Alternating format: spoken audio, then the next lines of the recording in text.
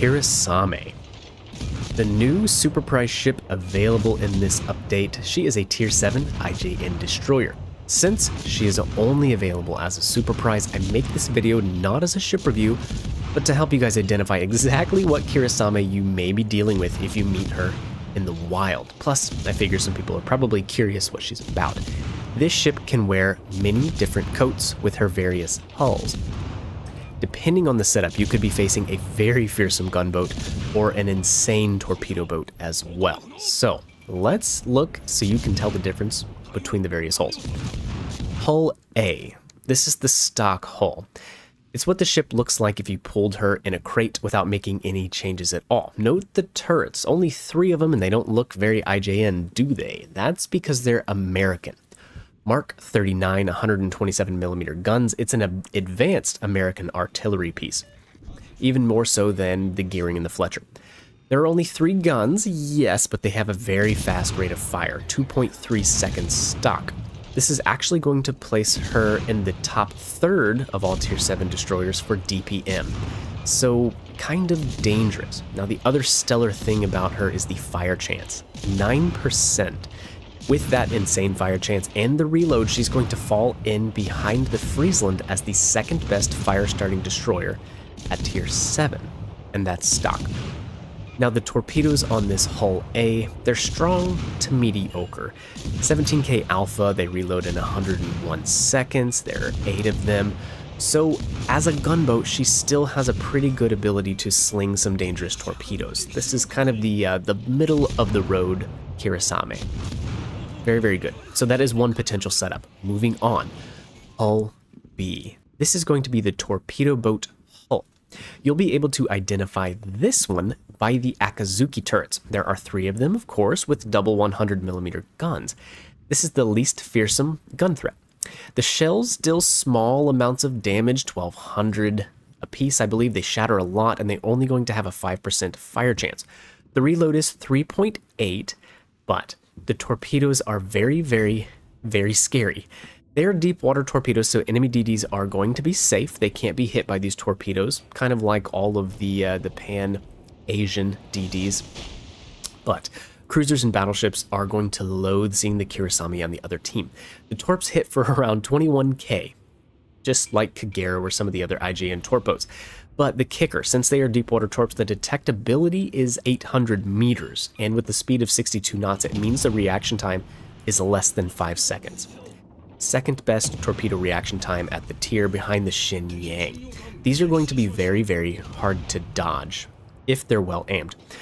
Also, did I mention they have a range of 16.5 kilometers? Yeah. Stock reload is 90 seconds, so if you do a full torp build with Tanaka and the torp module in slot 4, Kirisames will be throwing 8 of these torpedoes out around every minute. So it's a very, very scary torpedo threat. And the guns are, they're pretty blah, not going to lie. The last hull we'll look at. Let's call it hull C. This is the artillery hull. It can be identified by Kagero turrets.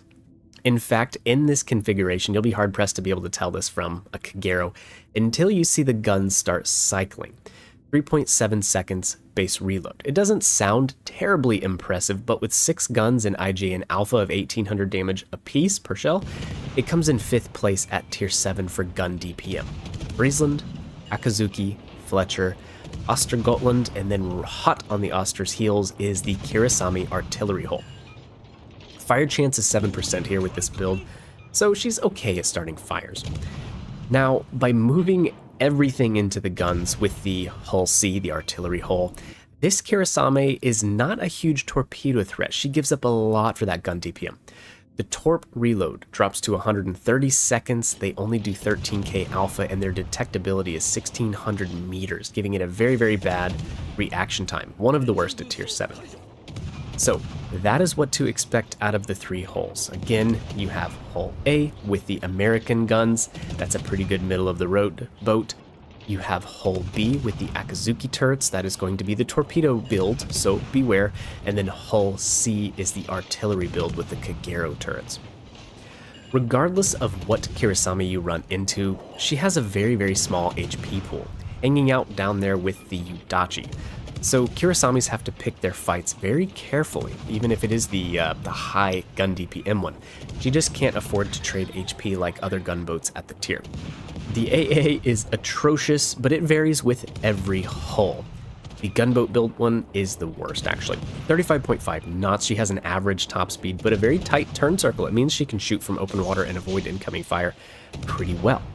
And the concealment is just like any Japanese destroyer, top notch. Very, very good, 6.6 kilometers.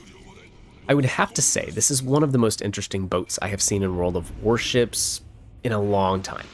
But now you should know how to counter every version of it. Just pay special attention to the gun configuration and you're going to know what you're up against.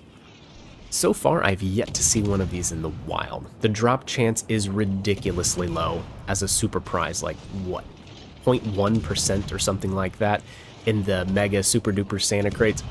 And there is no guarantee system in place for a super prize. So if you're lucky to get her, that is cool. She's unique, she's fun. But I, of course, do not advocate gambling for this thing. It could take hundreds and hundreds of crates if you're not careful. There's just no way to know. It is definitely not worth that amount of money. As for her coming back in the future, I already know this question is going to be asked.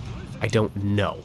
But for now, I don't think it's going to happen. Kind of like the Shinonome or whatever that tier 5 downgraded Fubuki thing is. I think Wargaming will be content just to leave her as a crate drop and not to sell it. Personally, I wouldn't want them to sell it. On a power scale with any one of the configurations, I would rate this thing as very strong. Hull A, the American gun one, and the Torp built one, very scary adversaries. I would not want to play against them. And then even what I would consider the weakest of them all, the artillery hull platform, Hull C, it's still very strong. You know, having an ultra-concealed, agile, and moderately fast DD sailing around with a potentially 5-kilometer base detection range is a powerful ship indeed. Anyways, I would love to hear your guys' thoughts and your thoughts on the update so far. I hope you're having fun. I hope you're enjoying yourselves. I know I am. As always, I love to hear from you guys, so leave it in the comment section down below. If you could do me a huge favor, hit the like button to help this video get out there so others can see it. I would really, really appreciate it. Thank you guys, and I'll catch you in the next one. See ya.